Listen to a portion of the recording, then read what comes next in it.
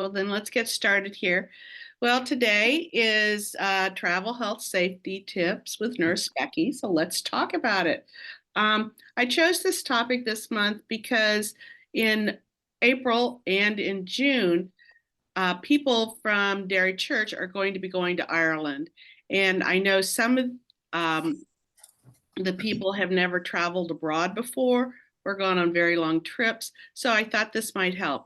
And for those who have traveled abroad before, this can be a reminder or some other good ideas on what to bring.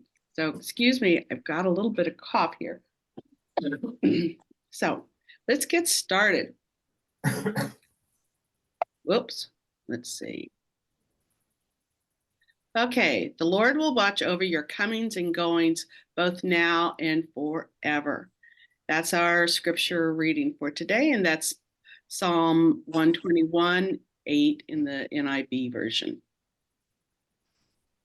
Okay, staying healthy during travel is essential to ensure an enjoyable, stress-free experience.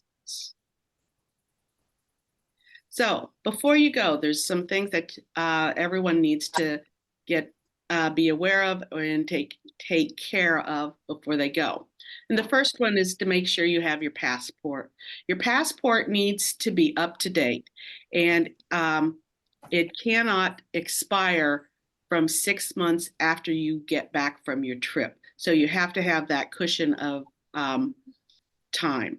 And also you have to have several pages that are available for them to stamp or when you leave. You also want to make copies of your passport and keep them with you in a easily accessible place. And what I used to do is have one in my bag, and then I have a couple of copies in my luggage.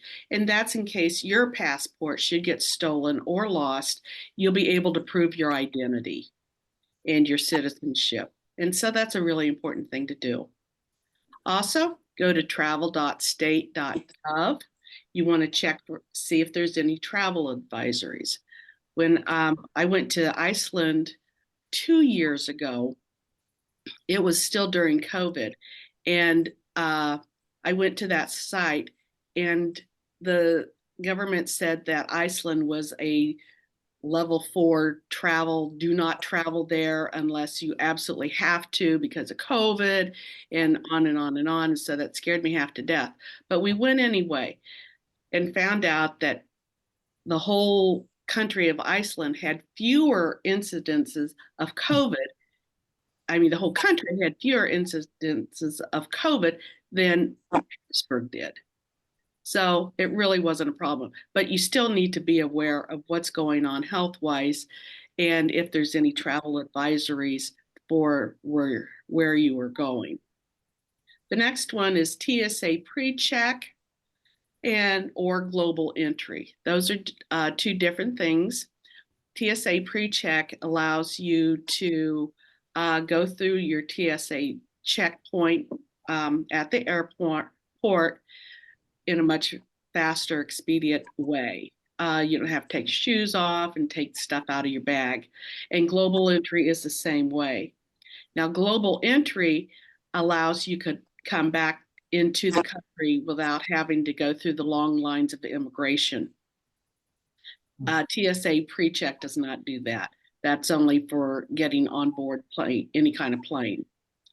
Global entry costs a bit more, and you have to go through all sorts of interviews to make sure that you're a safe traveler.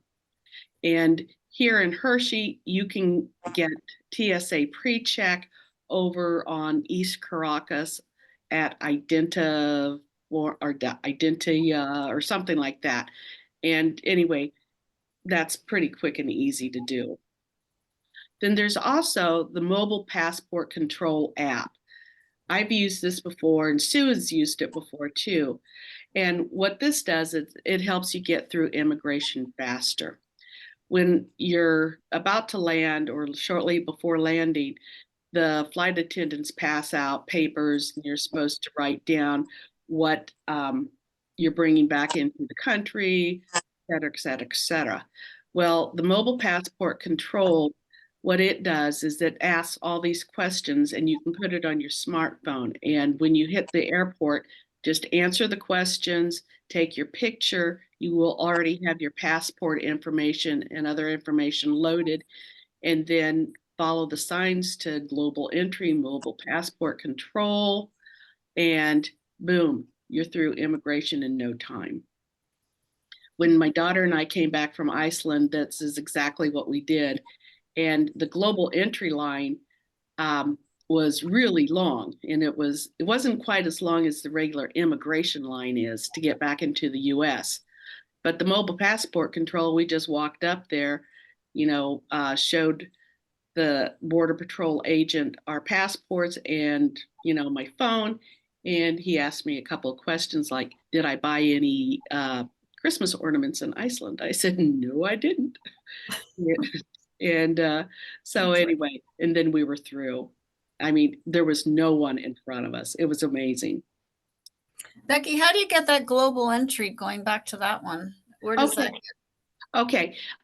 You can go online to TSA and then go to global entry. There's forms you have to fill out, and then you have to make an appointment to be interviewed. And the nearest one I found was in Philadelphia. Ooh. Can I just jump in and say, Jim and I applied for global entry in June after we came back from Montreal in May and had this horrible experience getting out of the country. Anyway, I got approved for global entry right away.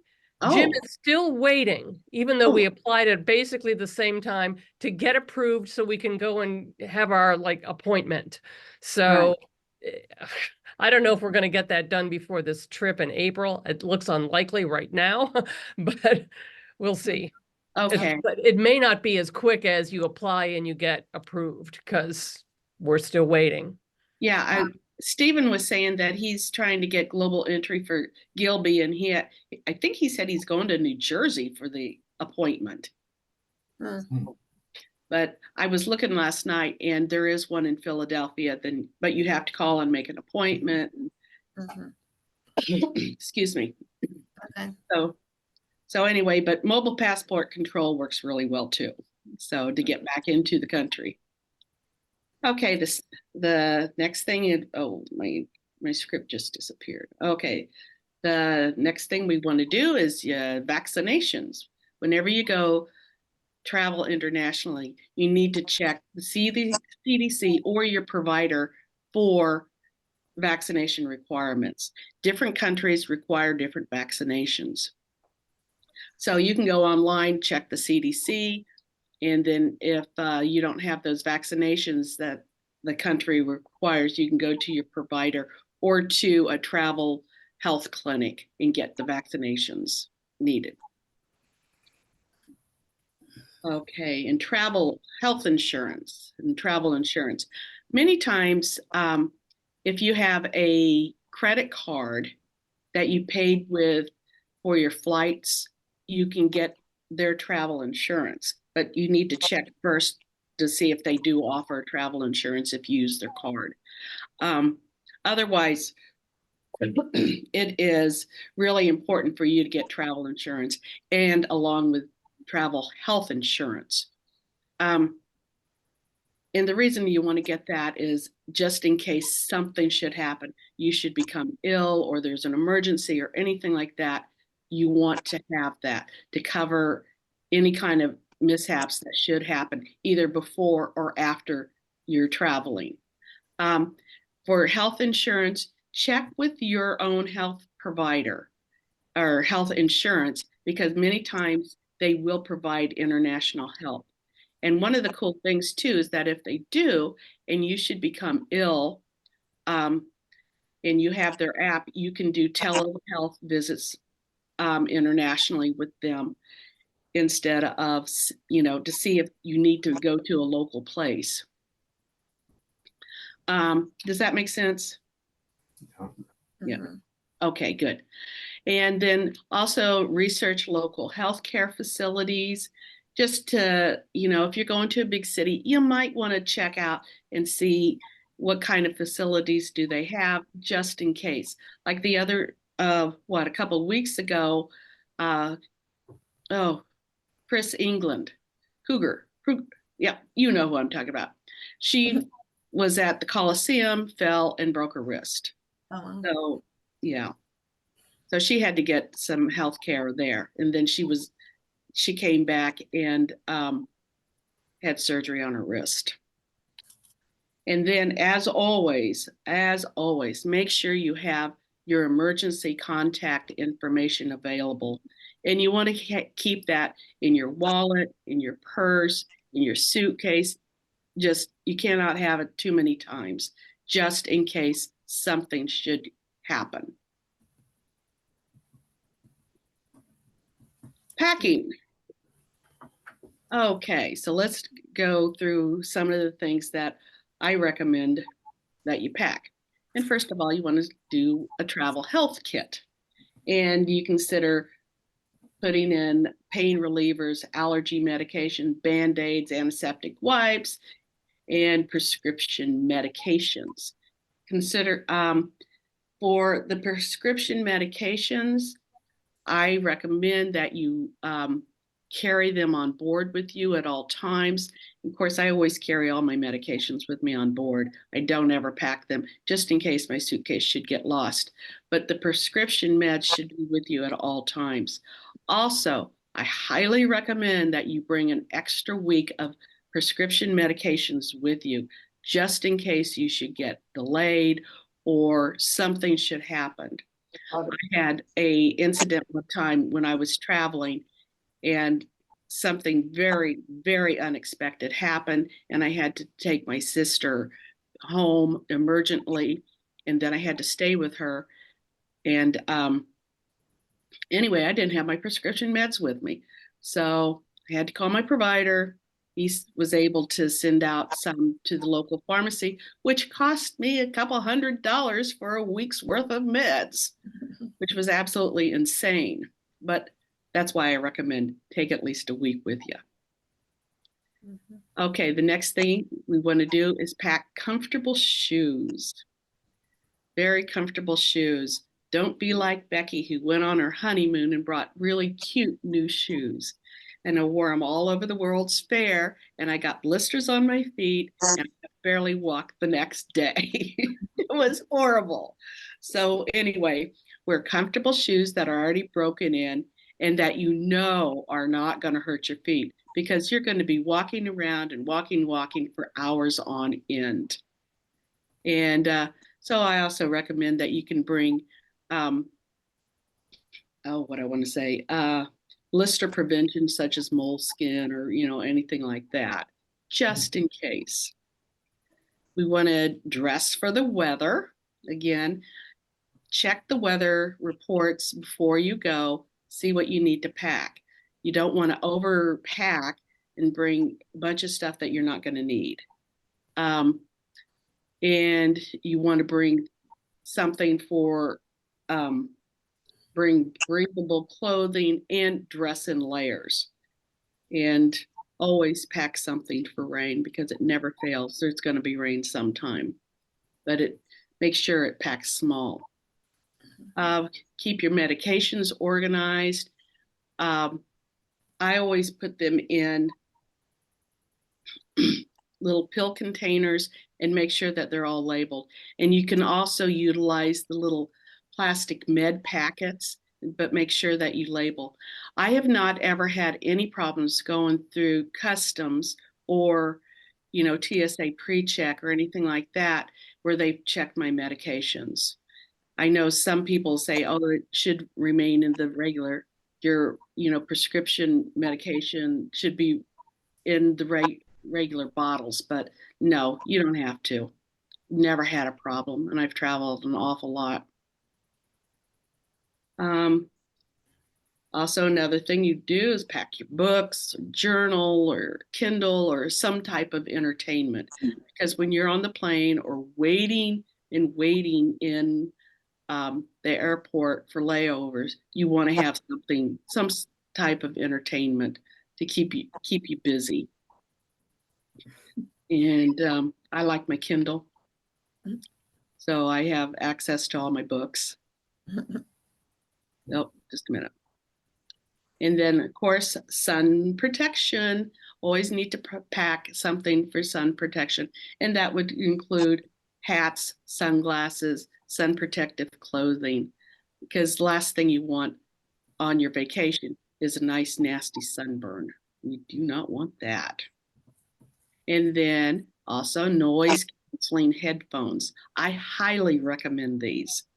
When you're on an overseas flight, the noise can really get to you after a while.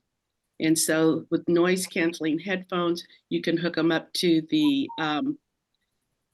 video screen in your seat, or you can, your iPad or your phone and listen to music or whatever. But it really does block things out.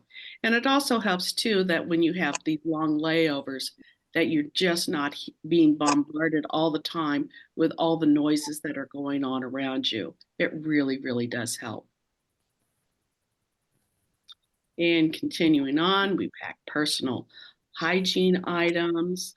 And like I said, I always carry my hand sanitizer and my disinfecting wipes.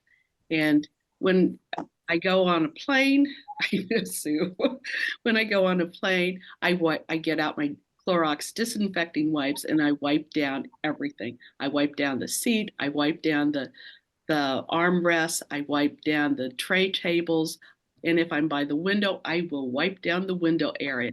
I have heard before that that is the least cleaned area on all the planes, that when they do clean the planes, they never clean that area.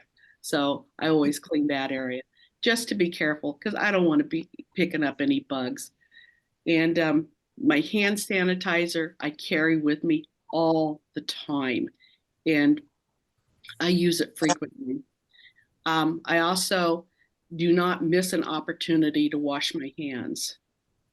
I feel that this is one of the most important things that you can do to help stay healthy. And then the next thing to do is to pack nutritious snacks. Everybody gets hungry or bored, and you don't want to be eating a lot of junk when you're traveling because that can really make you feel kind of icky. So you pack, fruit slices, anything that does not require refrigeration, granola bars, crackers, pretzels, you name it, apples, that kind of thing. Seeds, nuts. Okay. Okay, so now that you're on the plane and you're traveling. Beckie, can you bring fruit or perishable food into foreign countries? No. You can bring it on the plane, but once you're there, you need to eat it. Okay, before you land, you got to eat the fruit. Right. They will not allow that in. Gotcha. Thank you. Yeah. And especially coming back into the US, they got those dogs. Oh boy. I got caught one time. I had packed a tomato because I was going to eat it before I left. Well, I didn't eat it, and then I forgot all about it, and of course the dogs found it. It's like, whoa, I forgot that. So they let me go though. I didn't. It's great. So anyway, when traveling, again, stay hydrated. I cannot stress that enough. They recommend that, well, on airplane cabins, it's very, very hydrating. They said that it's like being out in the desert. There's like 0% humidity. So the atmosphere can really suck up all your fluids. But they recommend that for every hour flight that you have, you drink 8 ounces of fluid. And you also want to avoid alcohol, excessive alcohol, as it can compromise your immune system and overall well-being. Again, practice good hand hygiene, wipe everything down, and keep your hands away from your face as much as possible. Use compression socks. And we use compression socks so that we keep circulation in our legs going. And the compression socks helps the return of circulation, because one of the things that can happen when you're not moving around and being in an airplane, and especially a long time, is that you can get deep vein thrombosis, which are blood clots, and they can form in your legs and then travel up to your heart, your brain, your lungs. So we want to keep compression socks on, and it also keeps your feet from swelling quite so much. When I was much younger, I went to Egypt, and I didn't know about compression socks or anything like that. Well, by the time I got home, my ankles were so swollen I couldn't get my shoes on. They were hanging over, the swelling was just so bad, and hanging over my shoes when I finally did get them on. And it really hurt to walk. So using the compression socks really helps with that. Also, you want to be up and moving around in the flight at least every 2 hours to get up, stretch, move, walk around, go to the bathroom. And I can't stress that enough either, is make sure you go to the bathroom during the flight. And especially the ladies do not want any urinary tract infections. So you need to drink, move, and go to the bathroom. Use what? Anybody? Okay. Use the layovers to do stretches and light exercises and keep the blood moving. You really need to keep the blood moving to avoid any kind of clots. You want to dress in comfortable layers because planes can either be too hot or too cold, and you want to be able to add or remove layers of clothing as needed. Stay mindful of your luggage. This means don't overpack. And because one of the things that so many people do is that they overpack, then they have all this luggage that they have to keep hauling around, and that can be very stressful to try and keep track of your luggage and to keep lifting and slinging it around, hauling it around, and you can hurt yourself and hurt your back, and you don't want to do that. So really recommend keeping the pack as light as you possibly can, and just be careful. Okay. Now, if you should become ill while you're there, okay, first thing we want to do is to assess the severity of your illness. If it's a minor ailment and you have your over-the-counter medications with you, that may suffice. But if something is very much wrong, you need to seek professional medical care. And you can do this by visiting a local pharmacy if it's not too terribly bad. And the local pharmacists are usually pretty good. You go there, you ask, and many times the pharmacist will be able to recommend something that will make you feel better, or can direct you to where you should go. If it's more than what they think that can be handled with over-the-counter meds. In many places too, you don't have to have a prescription for a lot of medications.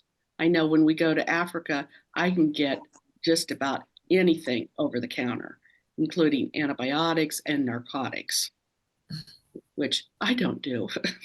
Mm-hmm. So, and then if it's more serious, you can consult with a local doctor or a clinic there, and there should be plenty around.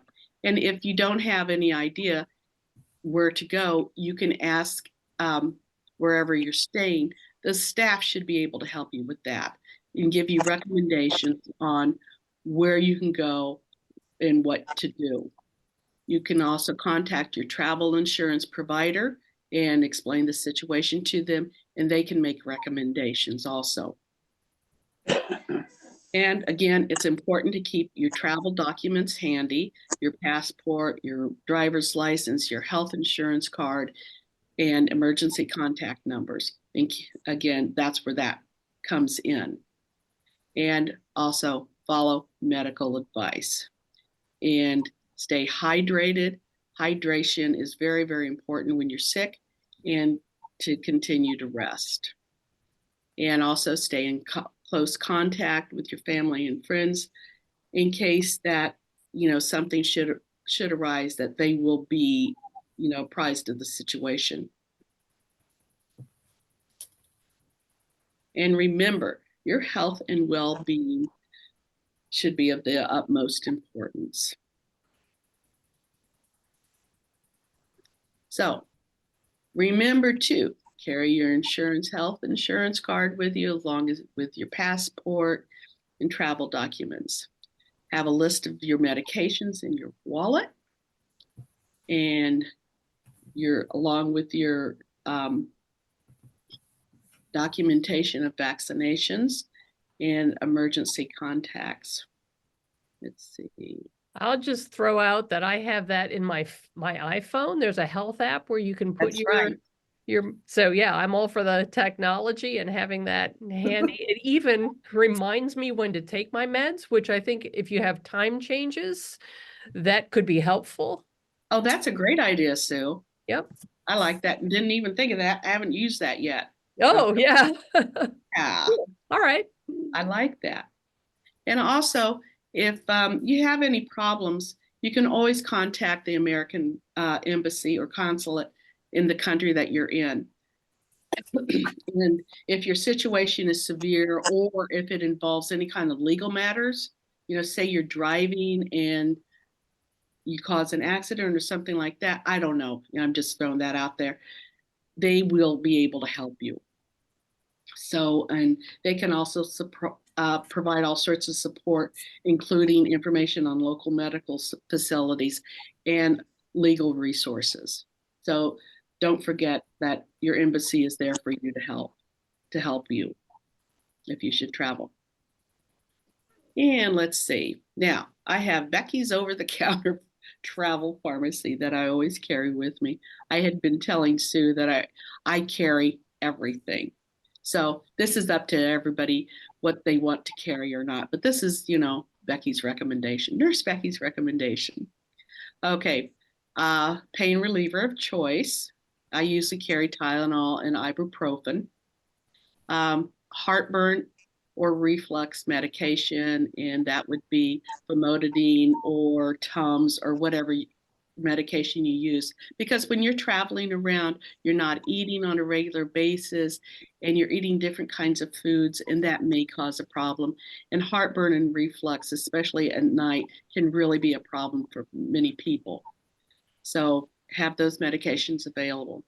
Also on that line, the anti-diarrhea medicines. We don't want to spoil a trip by being in the bathroom all the time. And motion sickness medicine, and that's usually Dramamine. You get the non-drowsy type, because when you're on these buses, many times, especially if you're in the back of the bus, it can get pretty motion sickness type. It can be pretty rough sometimes. Also cold medicine if you would like, and also a laxative of choice. You don't want, because you're on a different schedule than you are at home, and again, you're eating different kind of foods, and not going to the bathroom, not having the time to go to the bathroom all the time. You might need a laxative, and you don't want to be caught, I hate to say it, being all plugged up and then having to let everybody know that, oh, I need something. Does anybody have something? On and on and on. Take care of it yourself. Also, allergy medications, just in case. I always bring Benadryl and then an antihistamine of some sort, just in case, and a sleep aid of choice. My sleep aid of choice is melatonin, 3 to 5 milligrams. Okay, I like eye drops. Seems like whenever I travel, my eyes get so dry, and then they get, real scratchy, and I feel like I have big boulders in them, so I'd bring eye drops. Also, first aid cream or some sort of ointment like Neosporin or anything like that. Vaseline can be used for numerous things. And that's kind of self-explanatory. Moleskin for blisters or problems with your feet and shoes. And of course, sunscreen and liquid IV for rehydration. They come in little packets that you add to water, and that they rehydrate you much faster than regular drinks do. And so this is good in case you have diarrhea or, just haven't drank enough. And optional digital thermometers, and always healthy snacks, lots of healthy snacks. So just in case, so that you have something to eat, so that you're not getting just a bunch of stuff. Now, Gretchen Ballard told me yesterday, she said that I would be sure to let everyone know, be careful about drinking the local water. If your travel guide says that you can't drink the water, don't drink the water. And don't eat the raw food. Nothing raw. So, because that can, a lot of diarrhea and stuff. So, in conclusion, we want to stay hydrated, have healthy snacks, eat balanced meals, make sure we get the exercise that we need, rest, and practice good hand hygiene. Okay. So stay well and enjoy your trip. Anybody have any questions? No, thank you. Any comments? A lot of health things to pack, that's for sure. Yeah. How do you fit all that in your carry-on bag, Yeah. Becky? Yeah. How do you? I do. Well, I saw your box of medications. Yeah. Well, a lot of it is putting things into smaller containers. Mhm. And I do. And Right. so that's what I do. But I always make sure. And when we go to Africa, I bring a lot of stuff because we have students there and they never bring their stuff. They never bring meds. And so they're always asking me for this and that and this and that. So I always bring a lot. But I do have a special little bag that I carry that is just for meds. And then I have a smaller one that I put in my purse that in case I need it, like right there. So, Okay. and I also, with packing, I try and pack as light as I possibly can. Excuse me. I think that most clothing can be worn at least twice, if not 3 times. And so when you travel, I'm not really trying to be very stylish, but more comfortable and utilitarian. So, and I only bring like 2 pairs of shoes. Now, this last trip when we went to Africa, my husband brought 1 pair of sneakers. And of course, what happens, and I told him, I said, well, you should bring 2. You should bring 2, just in case one breaks. Oh, it's not going to break. Well, sure enough, the sole came off of his shoe. And so here we are in the middle of Africa, and we're like an hour away from town. And so I had to call up our driver and I said, Sylvester, can you bring us into Choma so that Andy can get some shoes? So anyway, that's what he did. He came and picked us up, and Andy had tied the sole of his shoe with zip ties. It was so ridiculous. So just to follow up on that, we've had hiking boots fall apart on some of our trips, and Jim always carries duct tape, not a huge roll, but enough to fix some things, and that held boots together until we could get a new pair or something. That's a good idea. That's a real duct tape's a good thing to keep if you can keep a small pack of it in your travel. Right. Yes. just in case. But zip So, ties, I'm Jeffrey- impressed.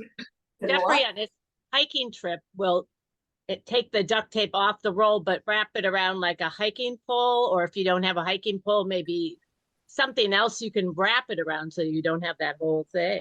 Well, the Boy Scouts used to wrap it around their Nalgene bottles. Okay, yeah, Well, that would makes work. sense.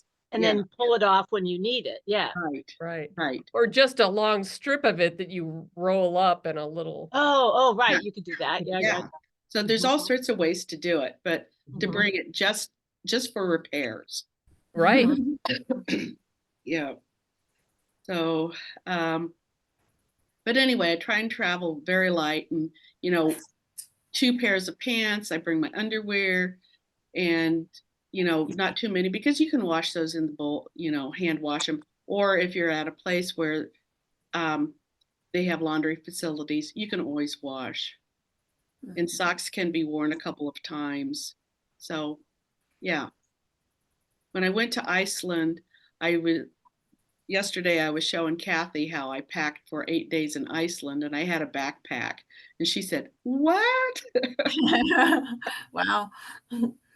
And so anyway, it was a fairly good sized backpack, but I think it weighed like 18 pounds and that was it.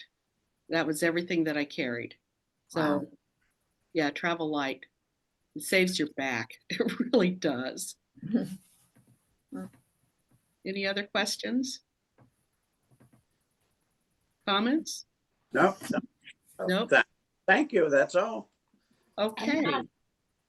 Well then, there we go. Okay. Well, thank you. Becky, actually, is there a list of like a screen, a printout of your screens that you showed? I mean, I took all of my notes, but for other people, I know you recorded it, but are you gonna be able to have a, I didn't do that, no, but I certainly can. I can Maybe we can turn it into a PDF and have Yeah. that available if yeah, someone wants to email you and ask for it. yeah, that would be good. I can do that. yeah, because some other people that maybe didn't hear it would want to hear it because you gave a lot of good Yep. tips and help and yeah. good to And this will be on, Sue will put it on YouTube. Yep, I'll post it this afternoon. We'll have it available. So Yeah. Okay. All right, great. thank And you all. the youth are going to be traveling in June, so I'm hoping that maybe they'll see this and kind of take things into account. Mhm. I imagine they travel light. Yeah, they Too do. light. It's either the girls usually travel, just add everything because they don't know what to bring. And then the boys, they just bring a few things and, throw it in a backpack and they're good to go. So I've seen that from when the kids go to the Dominican Republic or to Nicaragua. The girls always had these big old suitcases and the boys just a backpack. They're good. That's awesome. One pair of shoes. Yeah. Duct tape. Yep. Duct tape. So anyway, but thank you all for coming. And Thank you. I haven't decided what next month's will be yet, but we'll let you know. Okay. Okay. Thank you. Okay. Thanks a Okay. lot. Sure. Bye-bye. All right. Bye.